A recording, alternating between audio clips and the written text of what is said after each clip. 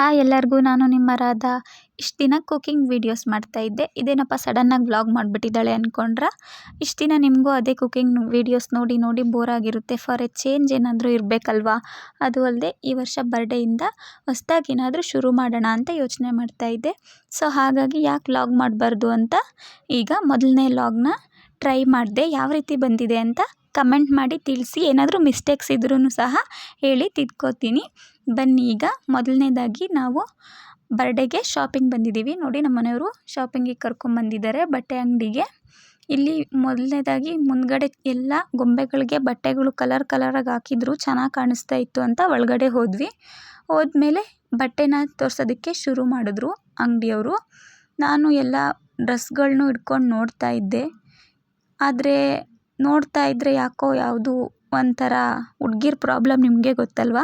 Colour ಇಷ್ಟ ಆದರೆ design ಇಷ್ಟ ಆಗೋಲ್ಲ, ಡಿಸೈನ್ ಇಷ್ಟ ಆದರೆ ಕಲರ್ ಇಷ್ಟ ಆಗೋಲ್ಲ, ಎರಡೂ ಇಷ್ಟ ಆದರೆ ಪ್ಯಾಟ್ರನ್ ಇಷ್ಟ ಆಗೋಲ್ಲ.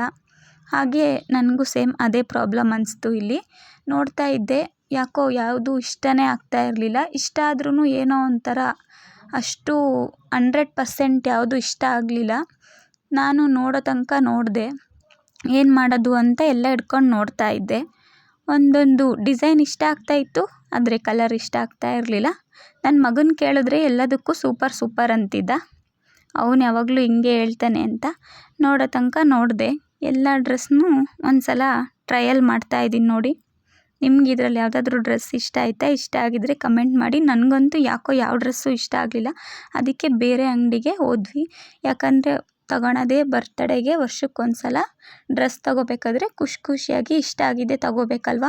ಅದಕ್ಕೆ ಯಾವುದು ಬೇಡ ಅಂತ ಬೇರೆ ಅಂಗಡಿಗೆ ಹೋದ್ವಿ. ಇಲ್ಲೂ ತುಂಬ ವೆರೈಟೀಸ್ ಎಲ್ಲ ಇತ್ತು. ಇಷ್ಟು ಡ್ರೆಸ್ಸಲ್ಲಿ ನನಗೆ ಯಾವುದೋ ಒಂದು ಡ್ರೆಸ್ ಇಷ್ಟ ಆಯಿತು. ಅದು ಯಾವುದು ಅಂತ ಗೆಸ್ ಮಾಡಿ ನೋಡೋಣ. ನಂದೆಲ್ಲ ಮುಗೀತು. ಈಗ ನಮ್ಮ ಮನೆಯವರು ಮತ್ತು ನನ್ನ ಮಗ ಇಬ್ಬರು ಶಾಪಿಂಗ್ ಮಾಡೋಕ್ಕೆ ಬಂದುಬಿಟ್ಟು ನನ್ನ ಹೆಸ್ರು ಹೇಳ್ಕೊಂಡು ಅವ್ರು ಫುಲ್ಲು ಶಾಪಿಂಗ್ ಮಾಡ್ತಾಯಿದ್ರು.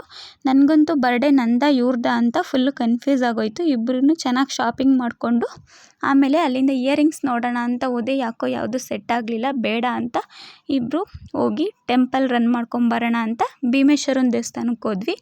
ಆಮೇಲೆ ಬೆಳಗ್ಗೆ ಎದ್ಬಿಟ್ಟು ಬರ್ಡೇ ದಿನ ಸ್ನಾನ ಮಾಡಿಕೊಂಡು ದೇವ್ರ ಪೂಜೆ ಮಾಡೋಣ ಅಂತ ಎಲ್ಲ ರೆಡಿ ಮಾಡಿಕೊಂಡು ವೀಡಿಯೋ ಮಾಡೋದಕ್ಕೆ ಶುರು ಮಾಡಿದ್ರೆ ನಮ್ಮ ಮನೆಯವ್ರು ಕದ್ದು ನೋಡ್ತಾ ಇದ್ದರು.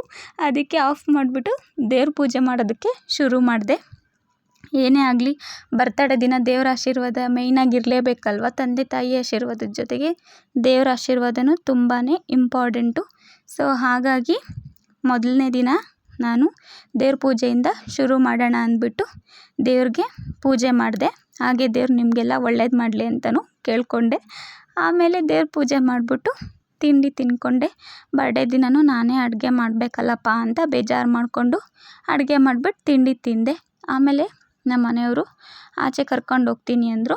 ಎಲ್ಲಿ ಕರ್ಕೊಂಡು ಹೋಗ್ತಾ ಇದ್ದಾರೆ ಅಂತ ನೋಡೋಣ ಬನ್ನಿ. ನಾವು ಬಂದ್ವಿ ದೇವಸ್ಥಾನಕ್ಕೆ. ದೇವರ ಆಶೀರ್ವಾದ ಬೇಕಲ್ವಾ. ಸೊ ಆಂಜನೇಯನ ದೇವಸ್ಥಾನಕ್ಕೆ ಕರ್ಕೊಂಬಂದರು. ನಾನು ಕೇಳಿದೆ, ಯಾಕೆ ಕರ್ಕೊಂಬಂದಿದ್ದೀರಾ ಈ ದೇವಸ್ಥಾನಕ್ಕೆ ಅಂತ. ನಾನು ಹೇಳ್ಬೇಕಾಗಿದ್ದನ್ನ ಅವರೇ ಹೇಳ್ಬಿಟ್ರು, ದೇವ್ರು ನಿಂಗೆ ಒಳ್ಳೆ ಬುದ್ಧಿ ಕೊಡಲಿ ಅಂತ ಕರ್ಕೊಂಬಂದಿದ್ದೀನಿ ಅಂದರು. ನಾನು ಹಾಗೆ ಕೇಳ್ಕೊತಾ ಇದ್ದೆ, ಅವ್ರಿಗೆ ಒಳ್ಳೆ ಬುದ್ಧಿ ಕೊಡಲಿ ಅಂತ. ಸುಮ್ಮನೆ ತಮಾಷೆ ಮಾಡಿಕೊಂಡು ಹಾಗೆ ಅಲ್ಲಿಂದ ದೇವ್ರ ದರ್ಶನ ಮಾಡಿಕೊಂಡು ಆಚೆ ಬಂದ್ವಿ. ದೇವಸ್ಥಾನದ ಪಕ್ಕದಲ್ಲಿ ಈ ರೀತಿ ಕಾಯಿಗಳನ್ನೆಲ್ಲ ಕಟ್ಟಿದ್ರು. ಇದು ಹರಕೆಕಾಯಿ ಅಂತ. ಅದರಲ್ಲಿ ಏನಾದರೂ ಹರಕೆ ಮಾಡ್ಕೊಂಡಿದ್ರೆ ಅದ್ರ ಮೇಲೆ ಬರೆದ್ಬಿಟ್ಟು ಈ ಥರ ಎಲ್ಲ ಕಟ್ತಾಯಿದ್ರು. ಹಾಗೆ ನಾವು ಅಲ್ಲೇ ದೇವ್ರಿಗೆ ಸುತ್ತ ಪ್ರದಕ್ಷಿಣೆ ಹಾಕ್ಕೊಂಡು ದೇವಸ್ಥಾನದ ಸುತ್ತ ಒಂದು ರೌಂಡ್ ಹೊಡ್ಕೊಂಡು ಬಂದ್ಬಿಟ್ಟು ಮುಂದ್ಗಡೆ ಸ್ವಲ್ಪ ಹೊತ್ತು ದೇವಸ್ಥಾನದಲ್ಲಿ ಕುತ್ಕೊಂಡು ಮನಸ್ಸನ್ನು ಶಾಂತಿ ಮಾಡಿಕೊಂಡು ಹೋದ್ವಿ. ಅಲ್ಲಿಂದ ಹೊರಟುಬಿಟ್ಟು ಮತ್ತೆ ಎಲ್ಲಿ ಕರ್ಕೊಂಡು ಹೋಗ್ತಾರೆ ನೋಡೋಣ ಅಂತ ಹೋಗ್ತಾ ಇದ್ದೆ. ಆಗ ಅವರು ನನ್ನನ್ನು ಕರ್ಕೊಂಡೋದ್ರು ಮಾದನಾಯಕನಹಳ್ಳಿಗೆ. ಮೊನ್ನೆ ಇಯರಿಂಗ್ಸ್ ನೋಡಿದ್ದೆ, ನಿನ್ನೆ ಯಾವುದೂ ಇಷ್ಟ ಆಗಿರಲಿಲ್ಲ. ಸೊ ತಗೊಳ್ಳಿ ಅಂತ ಕರ್ಕೊಂಬಂದಮೇಲೆ ಅಲ್ಲಿ ಒಂದು ಜೊತೆ ಇಯರಿಂಗ್ಸ್ ಮತ್ತು ಪಾಪುಗೆ ಬಾಟಲ್ ಸ್ಟಿಕ್ಕರ್ಸ್ ತೊಗೊಂಡು ನೆಕ್ಸ್ಟ್ ನಾವು ಇಲ್ಲಿಗೆ ಬಂದ್ವಿ. ಮಲೆನಾಡು ಹೋಳಿಗೆ ಮನೆಗೆ ಕರ್ಕೊಂಬಂದರು. ಯಾಕಿರ್ಬೋದು, ಏನು ಕೊಡಿಸ್ತಾರೆ ಅಂತ ನೋಡ್ತಾ ಇದ್ದೆ. ನೋಡಿ, ಎಷ್ಟೊಂದು ವೆರೈಟೀಸ್ ಆಫ್ ಫುಡ್ಡೆಲ್ಲ ಇದ್ವು. ಹಾಗೆ ತುಂಬ ಐಟಮ್ಸ್ ಇದ್ವು. ಎಲ್ಲ ಸ್ವೀಟ್ ಐಟಮ್ಸು, ಕುರುಕ್ಲು ಐಟಮ್ಸ್ ಎಲ್ಲ ಇದ್ವು. ನೋಡಿ, ಇಲ್ಲಿ ಆನೆ ಮತ್ತು ಡ್ರೈ ಫ್ರೂಟ್ಸಲ್ಲಿ ಗೊಂಬೆ ಮಾಡಿದರು. ಚಾಕ್ಲೇಟ್ ಎಲ್ಲ ಹಾಕ್ಬಿಟ್ಟಿದ್ರು. ನಮಗೆಲ್ಲ ತಿನ್ನೋಕ್ಕೆ ಚಾಕ್ಲೇಟ್ ಇಲ್ಲ ಅಂದರೆ ಆ ಹುಡುಗಿಗೆ ಚಾಕ್ಲೇಟಲ್ಲೇ ಬಟ್ಟೆ ಮಾಡಾಕ್ಬಿಟ್ಟಿದ್ದಾರೆ. ಐಸ್ ಕ್ರೀಮ್ಸ್ ಎಲ್ಲ ನೋಡಿ ಬಾಯಲ್ಲಿ ನೀರು ಬರ್ತಾಯಿತ್ತು. ನನಗೆ ಇದು ಯಾವುದೋ ತ್ರಿಬಲ್ ಸಂಡೇ ಅನ್ನೋ ಐಸ್ ಕ್ರೀಮ್ ಕೊಡಿಸಿದ್ರು. ಅಷ್ಟು ಒಳ್ಳೊಳ್ಳೆ ಫ್ಲೇವರ್ ಇದ್ದರು, ಇದು ಯಾವುದೋ ಫ್ಲೇವರ್ ಹಾಕಿದಾರಲ್ಲ ಚೆನ್ನಾಗಿಲ್ಲ ಅಂತ ಬೈಕೊಂಡು ಬಂದ್ವಿ. ನೆಕ್ಸ್ಟು ಟೈಮ್ ಆಗಿಬಿಟ್ಟಿತ್ತು. ಆಗಲೇ ಪಾಪುನ ಸ್ಕೂಲ್ ಬಿಡೋ ಟೈಮ್ ಆಗಿತ್ತು. ಸೊ ಕರ್ಕೊಂಡು ಹೋಗೋಣ ಅಂತ ಬರ್ತಾಯಿದ್ವಿ. ಯಾವುದ್ಯಾವುದೋ ರೋಡಲ್ಲಿ ಕರ್ಕೊಂಬಂದರು. ನಂಗೆ ಫುಲ್ ಕನ್ಫ್ಯೂಸ್ ಆಗೋಯಿತು. ಫೈನಲಿ ಅವ್ರ ಸ್ಕೂಲ್ನ ರೀಚ್ ಆಗಿಬಿಟ್ಟು ಏನು ಮಾಡ್ತಿದ್ದಾನೋ ನೋಡೋಣ ಅಂತ ಹೋಗ್ತಾಯಿದ್ರೆ ಅಷ್ಟೊತ್ತಿಗೆ ಅವನೇ ನಾವು ಬಂದಿರೋದನ್ನ ಗೆಸ್ ಮಾಡಿಬಿಟ್ಟು ಓಡಿ ಬಂದು ಆಗಲೇ ರೆಡಿಯಾಗಿ ನಿಂತ್ಬಿಟ್ಟಿದ್ದ. ಎಲ್ಲ ತಿಂದ್ಬಿಟ್ಟಿದ್ದೀನಿ ಅಂತ ಮನೆಗೆ ಬರೋಕ್ಕೆ ಫುಲ್ಲು ಸ್ಪೀಡಾಗಿ ರೆಡಿ ಆಗಿಬಿಟ್ಟು ಮನೆಗೆ ಬಂದ್ವಿ. ಆಮೇಲೆ ಪಾಪುಗೆ ಅಂತ ಸ್ಯಾಂಡ್ವಿಚ್ ತಂದಿದ್ವಿ. ಅವನ ಹೆಸ್ರು ಹೇಳ್ಕೊಂಡು ನಾವು ತಿಂದ್ವಿ. ನೆಕ್ಸ್ಟು ಬರ್ಡೇಗೆ ಅಂತ ಕೇಕ್ ತೊಗೊಂಬಂದಿದ್ರು. ನನ್ನ ಮಗ ಅವನದೇ ಬರ್ಡೇ ಅನ್ನೋ ಥರ ಫುಲ್ಲು ಫೀಲ್ ಆಗಿಬಿಟ್ಟಿದ್ದ, ಹೊಸ ಬಟ್ಟೆ ಎಲ್ಲ ಹಾಕ್ಕೊಂಡು.